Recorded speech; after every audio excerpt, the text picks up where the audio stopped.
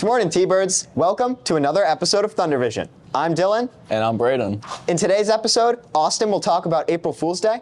Severa will deep dive into some children's games. Jason discusses Boy Scouts with Theodore, and Braden and Chris will interview students regarding their opinions on school lunches. Let's bring it over to Austin on his story on April Fools. Greetings, Connectquad. One of the most important holidays of the year is coming up, April Fools. April Fools is a holiday with an oddly deeply rooted history. April Fool's Day is dated to have started back in 1582 in France, when they switched from the Gregorian calendar to the modern Julian calendar. Some people did not know of this switch and incorrectly celebrated New Year's at the wrong time. People would put fish behind their backs and would call them the Poisson d'avril. April Fool's Day really got its start in Britain, though, in which people would do pranks on others, such as putting "kick me" signs on their backs. April Fool's Day is now a worldwide celebrated holiday and has been especially effective lately with the presence of social media. Many companies will create jokes for April Fool's Day that will hopefully boost up sales. Burger King toothpaste and Tinder's height verification are some silly ways for companies to advertise their products. With April Fools also comes pranks. Here are a few you could do to your friend that are harmless and will create a good laugh. One thing you could do is flip your friend's computer screen upside down. This will cause confusion and will be funny seeing them struggle to try and fix it.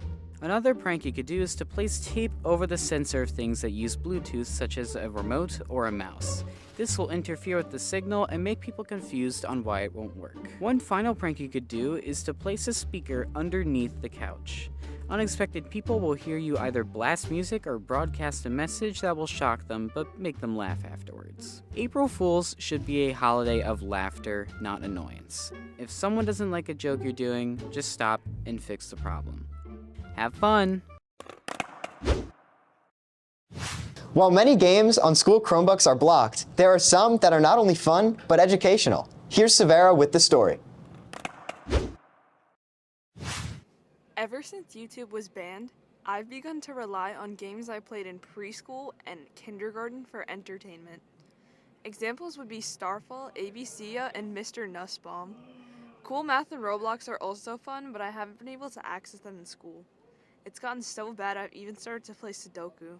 Nobody below the age of 63 plays Sudoku. This is the lowest of lows. Since we cannot bring back YouTube, let's take a closer look at other ways to waste some time on your district-managed Chromebook. First up is Mr. Nussbaum. The site is okay, and I only like one game on there, Cash Out. It's a good place to print out worksheets if you're like actually a teacher, but the games aren't the best. Next we have Starfall. Starfall is second because it's funny. The games are repetitive, but it's fine because of nostalgia. I think every child should experience Starfall and all its wonders. Sadly, they've become money hungry and you have to pay to access some games. Finally, we have the best of the three, ABC.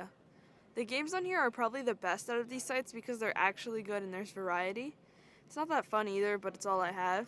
Don't bother disagreeing with me. You're wrong. Sudoku is probably the best, but they only let me choose 3. And Mrs. Weiss, please don't ban these sites as they sustain me and assist in surviving the school day. Thank you for your time. My favorite game has to be Roblox, and I play it all the time. What's your favorite game, Braden? I like sports. Cool. Boy Scouts is a program that has existed for decades. But what's it like to be a Boy Scout? Jason speaks with Theodore McLeod to give us the story. The Boy Scouts of America have been in service for over 100 years, but what's it like being a Boy Scout in the modern era? Today, I talked to my little brother, who is in the Boy Scouts, to talk to him about what he loves about the Boy Scouts. Could you say your name for the camera, please? Theo McLeod. And you are a Boy Scout, right? Yeah. What troop are you a part of? 197. What does your Boy Scout troop do? We camp and hike. What's your favorite part about being a Boy Scout? Camping. What have you learned in your time as a Boy Scout? How to camp. Why do you enjoy camping? 'Cause it's fun. Why did you end up joining the Boy Scouts? 'Cause a friend influenced me. Would you suggest being a Boy Scout to anyone else your age? Yeah. Why would you recommend becoming a Boy Scout? 'Cause it's fun and you learn stuff. Do you know a lot of people your age who are Boy Scouts? Yeah. Would you say that being a Boy Scout's pretty cool? Yeah. Do you like being a Boy Scout? Yeah. Thank you for your time. Thank you to my brother Theodore for his participation. Back to the studio. Thanks, Jason. And Theodore. Anyway, out of all the electives available for next year, the Holocaust class is a great option. Nate interviewed Mr. Willens regarding what it entails. There are so many electives here at Connecticut, and today we will be shining a spotlight on the Holocaust class. This class is an English elective that is a half-year course. It deep dives into the Holocaust using historical texts, first-person accounts, works of historical fiction, biographies, films, documentaries, propaganda, and more to show the students what events led up to the Holocaust and how it continues to impact us today. Let's bring it over to our interviewer Nate to talk with the class's teacher, Mr. Willens. Who am I here with? I am Mr. Willens, one of the teachers here at the high school. Mr. Williams, how did you start this class? So, a number of years ago, I decided after teaching the Holocaust within my regular English class that I wanted to do a class dedicated strictly to the Holocaust. With the political climate and the idea that the Holocaust survivors are slowly dying out because they're getting very, very old, I felt it was necessary that we bring this idea and this history back to life for students so that they can understand it and that the history doesn't disappear. How in depth do you get about the Holocaust? So within the class itself, we go very deep into the history of the Holocaust, how it occurred, why it occurred, and we delve into the first-person narratives of the Holocaust, so survivors of the Holocaust and people who didn't survive. We read their novels, we read their autobiographies and their biographies, and in a lot of cases we watch their stories that they have told prior to dying of old age. The U.S. Holocaust Memorial Museum, that I use as one of our major sources of information, has video archives of survivors, and they tell their story of how they survived and what they went through. So we go very much into depth of the survivors of the Holocaust and what happened. If you are at all interested in adding the Holocaust class to your schedule for next school year, make sure to go down to guidance and get an appointment. That seems like a really interesting class. I agree, Braden. With so many lunch options being available here at Connecticut, it is tough to know what's good and what isn't. Chris interviewed some students about their favorite lunches, and I conducted a taste test. Here's the story. Hey Connecticut, Chris here. Have you ever been hungry but don't know what to get from the lunch line? Well, fear no more. I went out and interviewed lots of students about what their favorite food from the lunch line is. Let's see these results. Excuse me, sir, what's your favorite school lunch? Pizza. Pizza? All right, thank you. Excuse me, what's your favorite school lunch? The nachos are the best. The nachos? Yes. Good choice. What's your favorite school lunch? No cameraman today? Nachos. All right, cool. What's your favorite school lunch? The chicken cheese quesadillas. Cool. What's your favorite school lunch? Grilled cheese. Excuse me, sir, what's your favorite school lunch? That's a hard decision.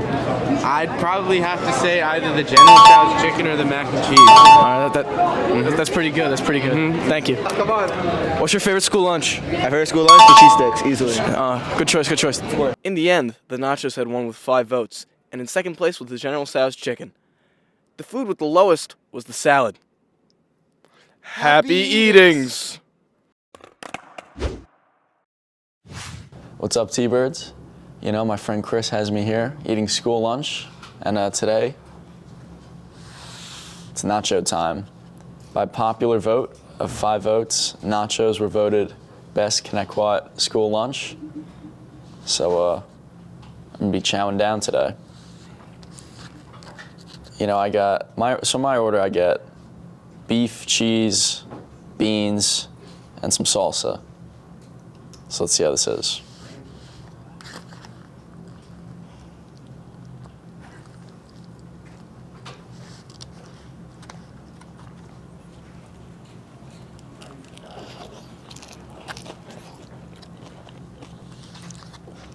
So after one bite, you know, what's good about them is, you know, the nachos, they're customizable. You get them how you want.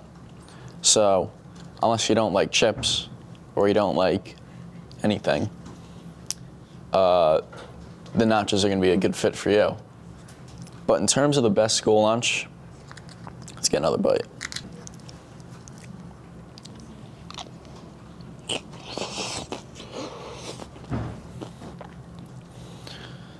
But as the best school lunch, after 2 bites, I can confidently say that I do not believe this.